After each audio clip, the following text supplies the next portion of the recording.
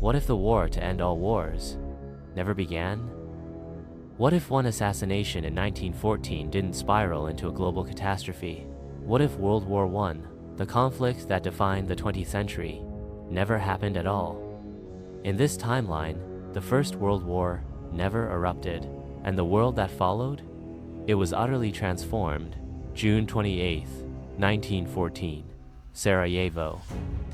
Archduke Franz Ferdinand's motorcade is moving through the city, but in this version of history, one key difference. The final assassin, Gavrilo Princip, never gets his moment. The car never turns down that fateful street. The Archduke survives, and with that, the spark that lit the powder keg fizzles out. Austria-Hungary grumbles. Serbia is reprimanded, but there is no declaration of war, no chain reaction, no global conflict. Europe, armed and tense, remains on edge. But without a war to unite enemies, the major powers maintain a fragile balance. The German Empire continues its rise, industrial, militaristic, efficient. France and Britain remain colonial superpowers. Russia, under the Tsar, pushes for modernization. The alliances remain. The diplomacy is uneasy, but no trenches are dug, no empires collapse, and no generation is lost to the mud of the Western Front.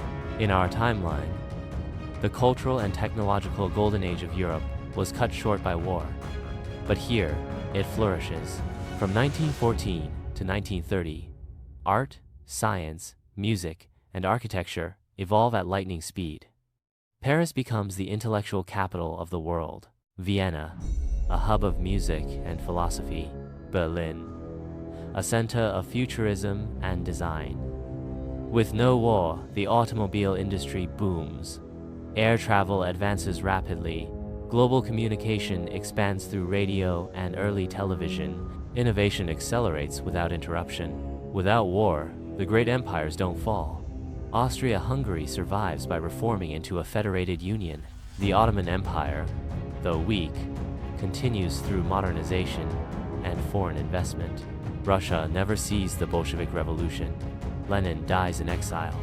The Tsar holds on to power by introducing constitutional reforms in 1920, creating a hybrid monarchy. Germany, under Kaiser Wilhelm II, remains powerful but cautious, focused on industry, trade, and prestige. Without the war, the United States remains largely isolationist through the 1910s and 1920s. The Great Depression never hits as hard, thanks to uninterrupted global trade. American culture still rises, jazz, cinema, consumerism, but without the military-industrial complex driving its expansion. Wall Street becomes powerful, but war profiteering never distorts the economy. By 1940, the US is a commercial titan, but not yet a superpower. No World War I means no Treaty of Versailles, no humiliation of Germany, no economic collapse, no fertile ground for extremism. Adolf Hitler, he remains a failed artist, a fringe nationalist. He never rises to power. Without the war and its aftermath, fascism never takes hold in Italy, Spain, or Germany. There's no Holocaust, no genocide, no World War II. Europe moves toward a more integrated capitalist model, competitive but peaceful. With European powers intact, colonial rule continues longer, but pressure builds faster. Educated elites in India, Africa, and Southeast Asia, exposed to global ideas through technology and trade, begin to demand rights earlier. By the 1930s, decolonization begins, not through war, but through negotiation. Gandhi leads a successful independence movement by 1935. Vietnam gains autonomy by 1940. Africa sees a wave of peaceful transitions by the 1950s. Without the devastation of two world wars, technology evolves differently. There's no Manhattan Project, no nuclear arms race, but atomic energy is developed for civilian use in the 1940s. Medical advancements, unimpeded by war, arrive faster.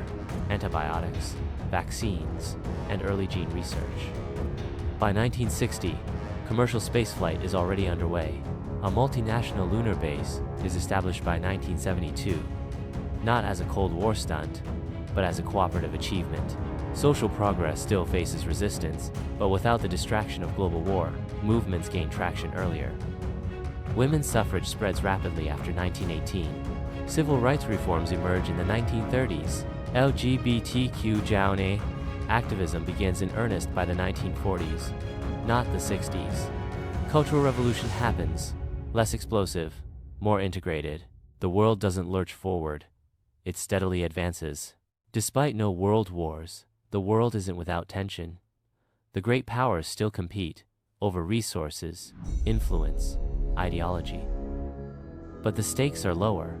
The competition is economic, not existential. Proxy wars exist, but are smaller, shorter, and often avoided through international arbitration. A cold peace defines the 20th century, intense rivalry, but no global cataclysm. Today, in this alternate 2025, the map looks different, but familiar. Empires transition into federations. The League of Nations evolved into the Global Council. The UN never formed, but global cooperation exists in a more decentralized form. Europe is a unified economic zone. Africa is rising as a center of tech innovation. Asia dominates robotics, green energy, and transport. The planet is still unequal, still divided, but there is no collective trauma. No two world wars in living memory. No nuclear shadow. Humanity walks a higher tightrope, but one not soaked in blood. We gained millions of lives, preserved cities, saved art, history, culture. We avoided genocide, avoided the bomb. But we lost something too. The unity born in crisis. The solidarity forged in shared suffering. Without war, peace became expected, and sometimes taken for granted. Progress was steady, but not urgent. Technology was advanced, but not weaponized into innovation. We evolved, but not as fast as we might have under fire. So what would you choose? A century without world wars, without trenches, tanks, and totalitarianism? Or a world where, through horror, we discovered who we were? In this timeline, World War I never happened, and the world became different. Not perfect, not utopian, but perhaps a little wiser.